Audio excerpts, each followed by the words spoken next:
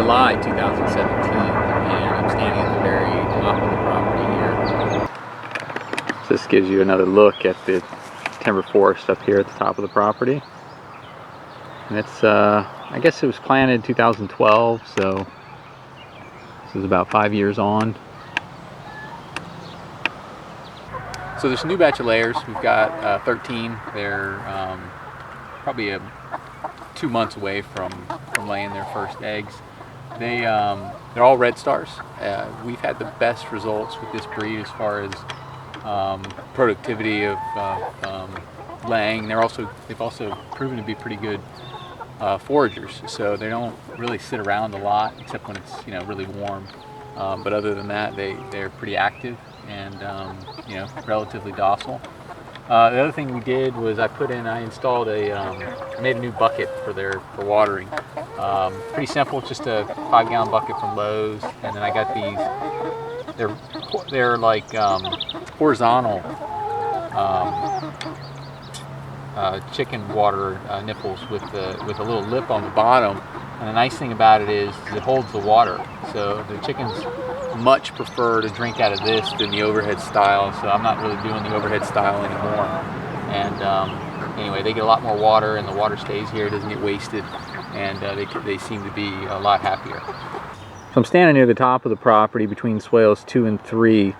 The plants, the trees, the shrubs, everything I've grown on these swales has done fairly well. I do keep, I run the chickens in between, and that seems to work pretty well. All the fertility makes its way into the trenches and feeds the swale system without actually having to put the chickens next to the trees. Of course, we know what happens then. They just dig everything up. So it keeps them, so we get to use the slope of the land to get the fertility into the ditches, and then from there, the ditches, they feed the trees, as opposed to putting the chickens right underneath the trees where they scratch the heck out of the roots and ruin all the mulch and everything else. So that's worked out pretty well. There's tons of nuts and berries and fruit and herbs that are growing on these swales. I actually counted 19 different types of berries that I've got growing on the property. This is the reason why I let this milkweed grow. It's just pollinators just absolutely love it. And we do get the monarch butterflies come in too, so.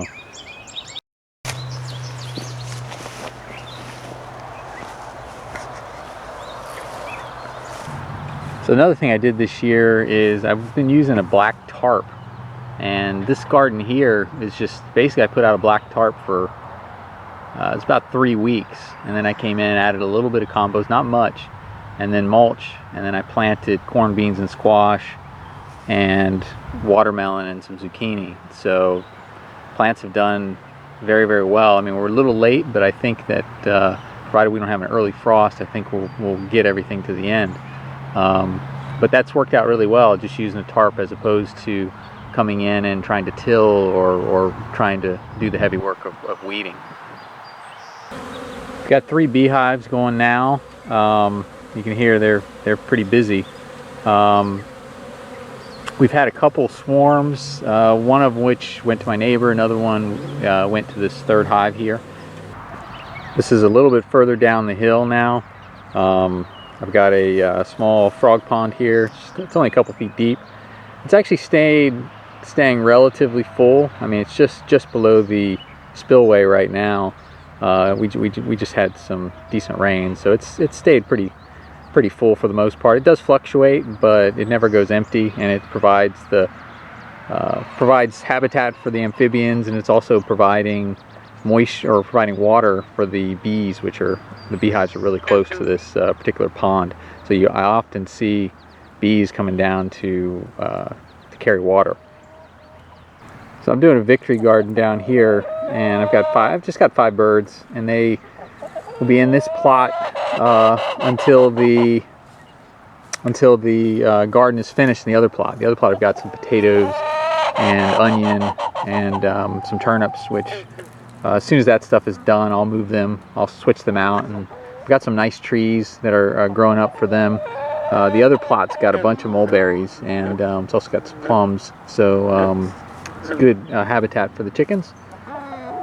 And they're, you know, they're a little bit older birds that this is year 3 for them, but I'm still getting about 3 eggs a day from these guys every day. So 3 eggs from 5 birds, it's not bad.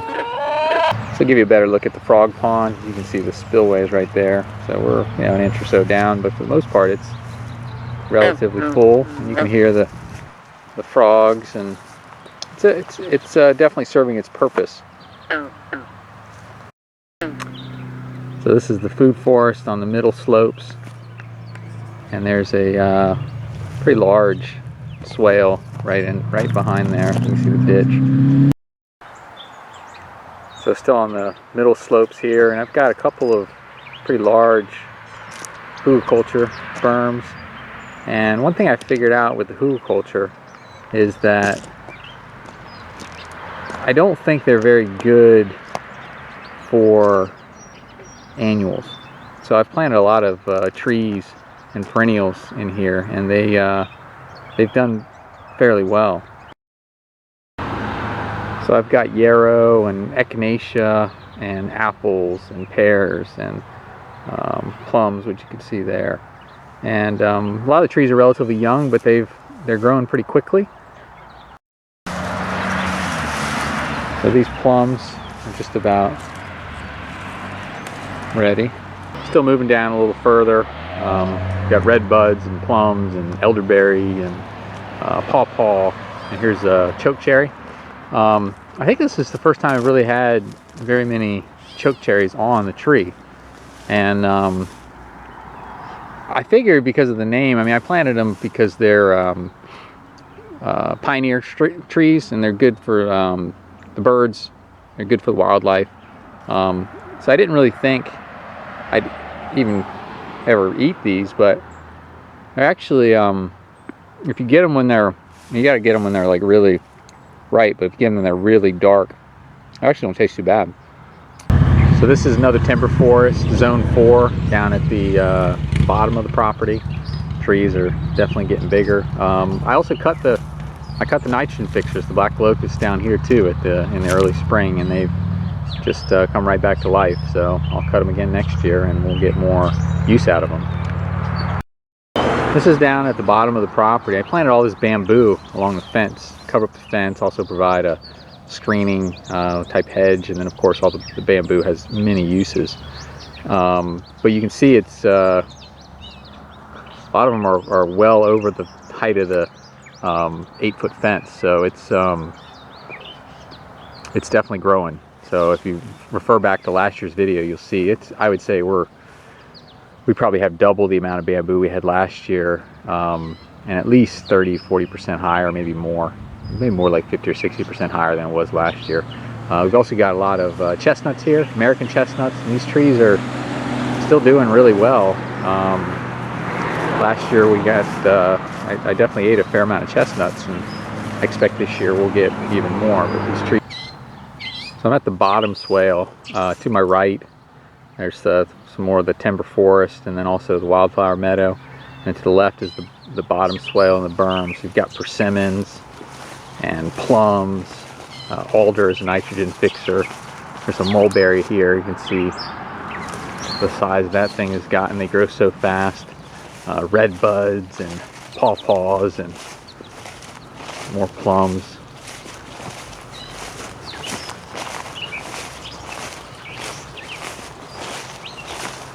Serviceberry. Serviceberry's been this is the first year we've gotten, this is a serviceberry here, it's the first year we've gotten any quantity. I mean, I've gotten a handful of berries here and there, but it's the first year we've actually had any quantity of serviceberries, and I would highly recommend planting them. They really don't have any pests. The berries taste really good. I think better than raspberries and better than blueberries in my opinion. So I think that's it's a pretty easy, low maintenance tree it's a small tree, so it doesn't get to be a huge tree, but it's definitely a good plant to consider.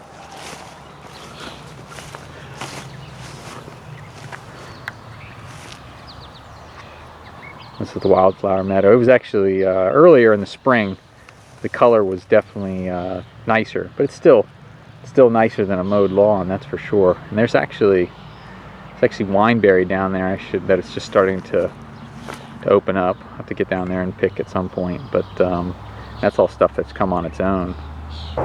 This is the Zone 1 food forest. There's pawpaw here, Asian pears, which are pretty loaded down with pears. You get an idea. Nectarine and apricots and cherries. You can see just down slope up from the terrace is terrace garden, Zone 1 garden there. More pears. We have the herb garden here. So we got daylily, which you can actually eat. If you get the right type of daylily, you can actually eat the pods, which taste pretty good. Chicory and oregano, lemon balm, and a couple different types of mint.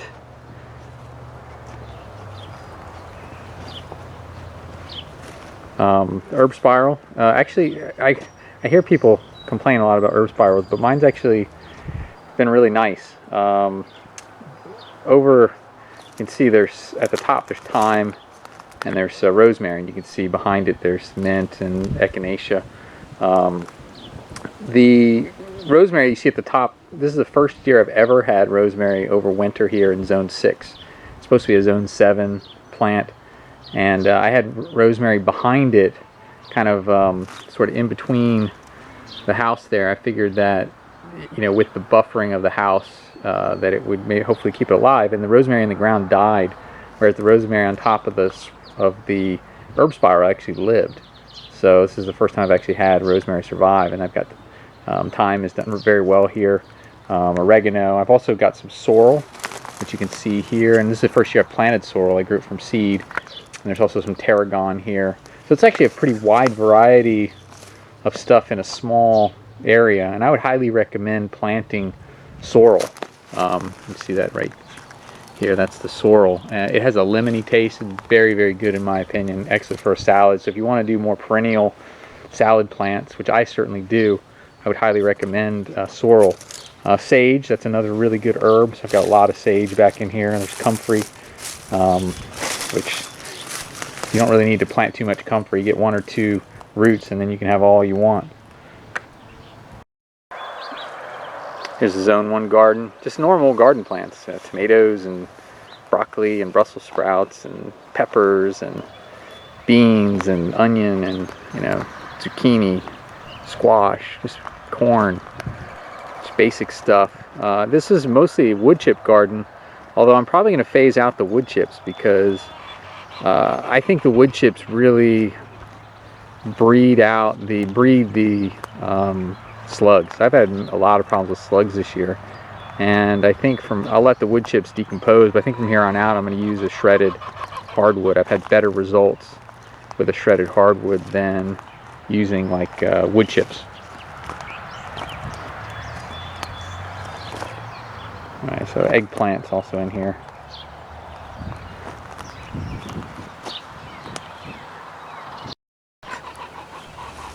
This is the asparagus patch here.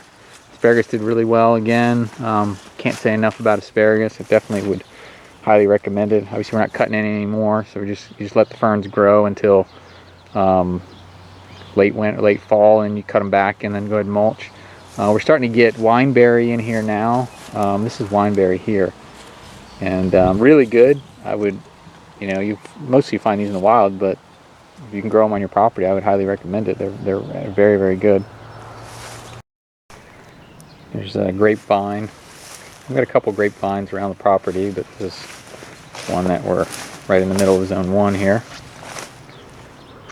And I would say this area over here, probably still Zone 1, but it's more food forest. We're not really do a couple annuals, but not too many. Mostly it's shrubs and trees, a lot of berries.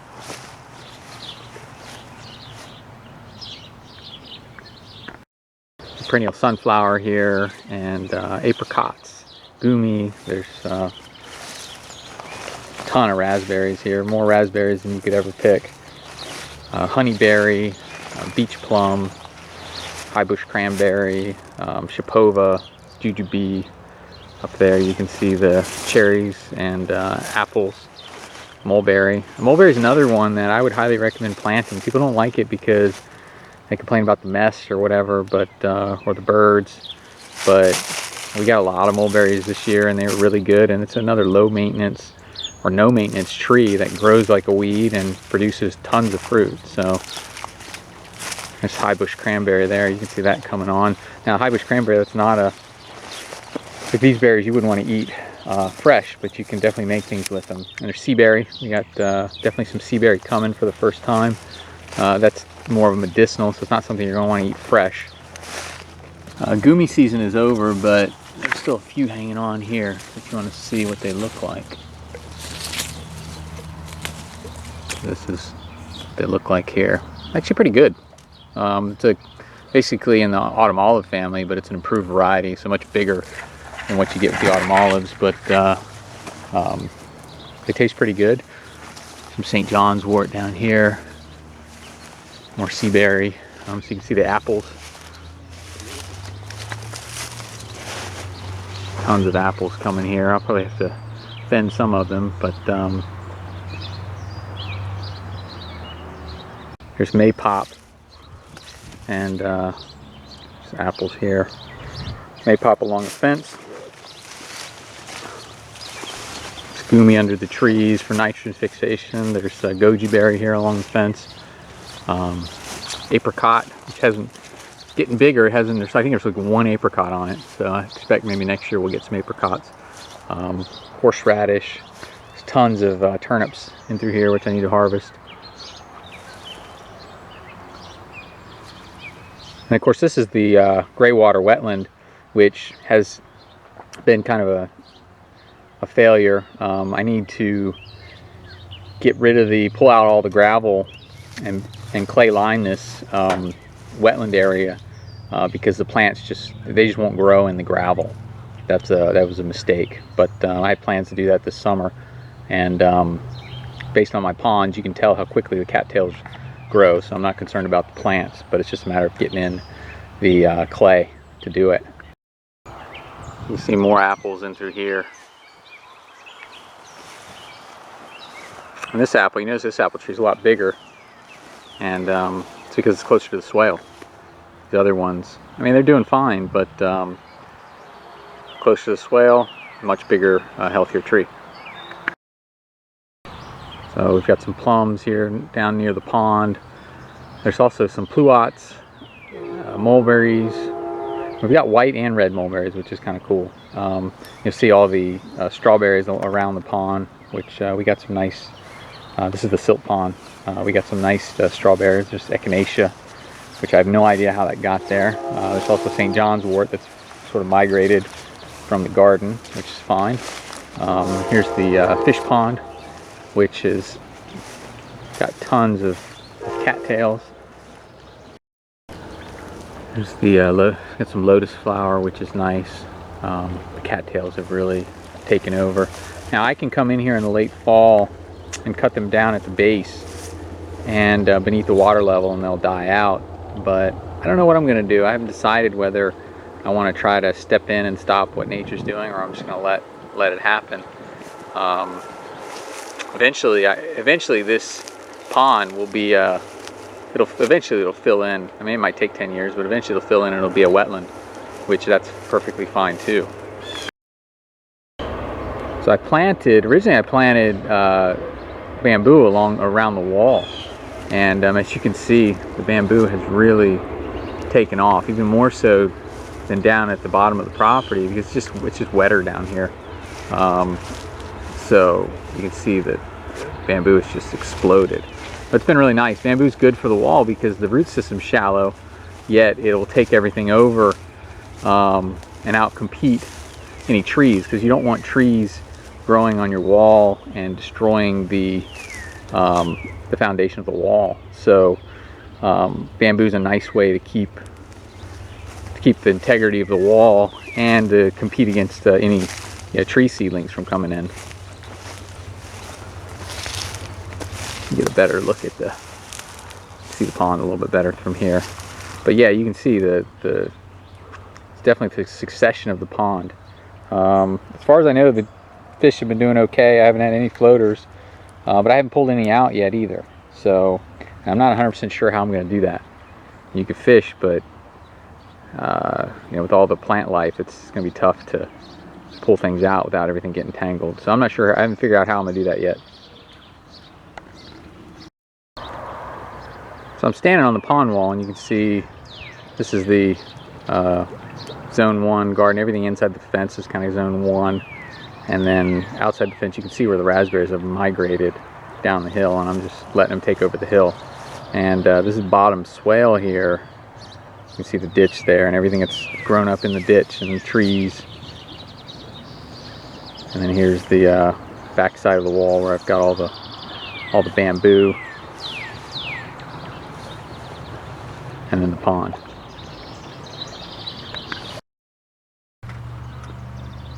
So these are shiitake mushrooms. I inoculated these logs, I don't know, it's been probably almost 3 years now. And I actually just harvested a ton off these logs. So the ones that are left here are just ones that were kind of small, and so I didn't cut them. But I harvested. And these logs, like you saw more mushroom than you did logs a few days ago.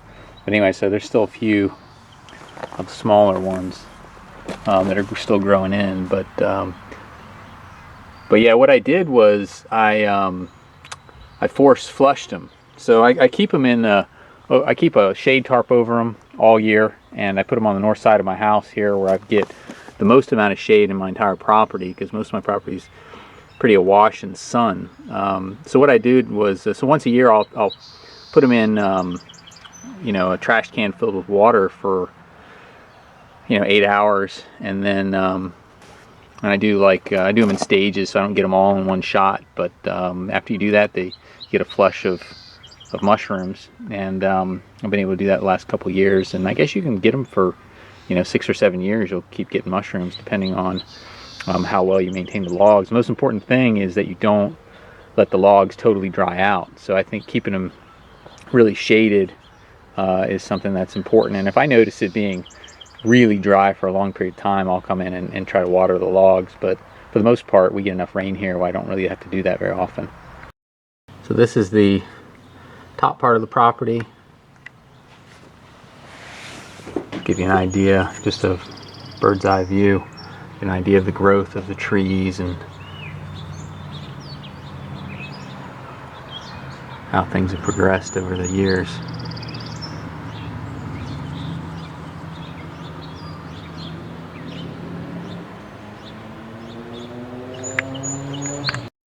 So this is the front. You can see we get tons of birds all in the shutters. This is a view of the pond. And here's the Zone 1 food forest here. Beyond that, you can see the bottom swale and the wildflower meadow. And then if you look further over, you can see the Zone 1 annual garden there. Greenhouse, Zone 1 food forest.